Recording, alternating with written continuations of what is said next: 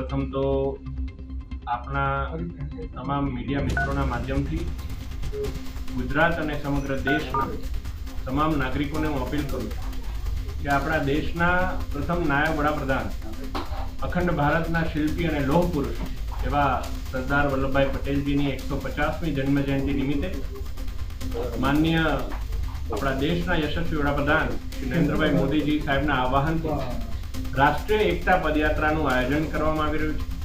રાષ્ટ્રીય એકતા પદયાત્રા કે જેમાં 150 યુવાનો તો પોતે કરમસદથી કેવડિયા જોડાવાના છે। આજે માનનીય વડાપ્રધાન શ્રી એનું આજે ફ્લેગ ઓફ કરવાના છે વર્ચ્યુઅલ માધ્યમથી અને માનનીય મુખ્યમંત્રી શ્રી પણ જોડાવાના છે। પરંતુ સાથે સાથે તમામ સામાજિક, શૈક્ષણિક, સ્વૈચ્છિક, રાજકીય, ધાર્મિક સંગઠનો પણ વિવિધ તબક્કે આ યાત્રામાં જોડાઈ અને એકતાનો સંદેશ પોતે આપવાના છે। આ એકતા પદયાત્રા એ ન ભૂતો ન ભવિષ્યથી એટલી ખૂબ સારી રીતે આ પદયાત્રાનું આયોજન થવા જઈ રહ્યું છે અને વડોદરાના સાંસદ તરીકે ગર્વથી કહેવા થાય કે આ યાત્રાનો સૌથી વધારે રૂટ એ વડોદરાથી પસાર થવાનો છે। ત્યારે લોકસભાના મારા સાથી, વિપક્ષના નેતા અને કોંગ્રેસના આગેવાન કે જેઓ વિવિધ ચૂંટણીઓ સમયે ચૂંટણીલક્ષી પદયાત્રાઓ કરવા માટે ખૂબ જાણીતા છે, એ આમ તો પદયાત્રાઓના માધ્યમથી ખૂબ ચાલે છે પરંતુ ચાલતા નથી, રાજકીય રીતે કહેવાય તો એ ચાલતા નથી। ત્યારે એવા ભાઈ શ્રી રાહુલ ગાંધીજીને મેં આજે પત્ર લખ્યો છે કે આપ આવો, આ કોઈ ભારતીય જનતા પાર્ટીની પદયાત્રા નથી, આ રાષ્ટ્રીય પદયાત્રા એકતા યાત્રા છે અને એમાં આ પધારો ગવર્મેન્ટ ઓફ ઇન્ડિયા તરફથી એમને પણ આમંત્રણ મળ્યું જ હશે, પરંતુ વિશેષ મેં આજે વડોદરાના સાંસદ તરીકે એમને આમંત્રિત કર્યા છે। એના મુખ્ય 3 ઉદ્દેશ્ય છે। એક તો અત્યાર સુધી એમણે આવી સારા હેતુથી કરવામાં આવનારી યાત્રા ક્યારેય જોઈ નહીં હોય, એની અંદર કયા પ્રકારે લોકો સ્વયંભૂ જોડાય, એકતાના ભાવ સાથે જોડાય।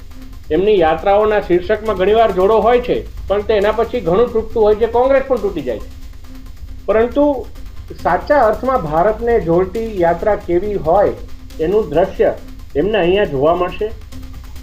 ના માત્ર સાંસદો પરંતુ વિવિધ રાજ્યના ધારાસભ્યશ્રીઓ, મુખ્યમંત્રીઓ પણ પોતે આવીને અહીંયા અડધો દિવસ, એક દિવસ પોતે પદયાત્રામાં જોડાવાના છે, ચાલવાના છે, ત્યારે તેઓને પણ મેં આમંત્રિત કર્યા છે। બીજી વાત એવી છે કે કોઈ ને કોઈ કારણસર સરદાર વલ્લભભાઈ પટેલજી માટેનો જે એક સુહદ ભાવ હોય, જે સન્માન એમને કોંગ્રેસ પાર્ટી તરફથી મળવું જોઈએ, એ દાયકાઓથી મળી નહીં રહ્યું।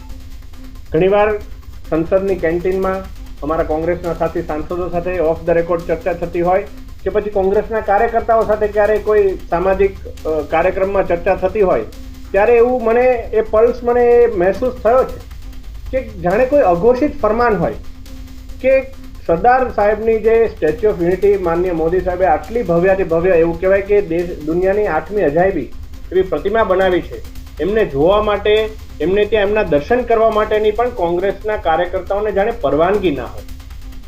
આ પ્રકારની ગુંગળામણમાં જ્યારે કોંગ્રેસનો કાર્યકર્તા જીવતો હોય ત્યારે જો તેઓ પોતે સરદાર સાહેબને સન્માન કરવા માટે આ પદયાત્રામાં જોડાશે તો આ ગુંગળામણમાંથી કોંગ્રેસનો એક એક કાર્યકર્તા પણ આઝાદી અનુભવશે।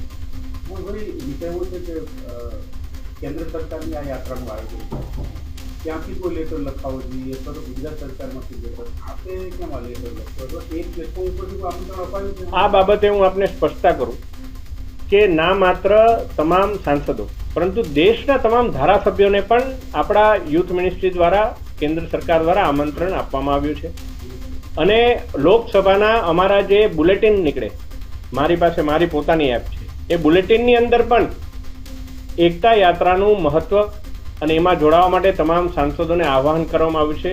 આ કોઈ પણ પ્રકારની પાર્ટી પ્રેરિત યાત્રા નથી, આ રાષ્ટ્રીય પદયાત્રા છે, પરંતુ વડોદરાની અંદર જાણે સૌથી મોટો રૂટ આવતો હોય તો વડોદરાના સાંસદ તરીકે જો આપણને એવી તક મળે કે આપણે સમગ્ર કોંગ્રેસને આ ગુંગળામણમાંથી આઝાદ કરી શકીએ, તેઓની અંદર પણ એક જે ત્રીજો મુદ્દો હું કહેવાનો હતો, આપે મને વચ્ચે જ્યારે આ બાબતે મને પૂછ્યું, ત્રીજો મુદ્દો એવો છે કે આ યાત્રામાં ચાલતા ચાલતા જે પ્રકારે તમામ લોકો, તમામ મહાનુભાવો પણ આમાં જોડાવાના છે તો એમની અંદર એક નવા પ્રકારની પરિપક્વતાનો પણ સંચાર થશે।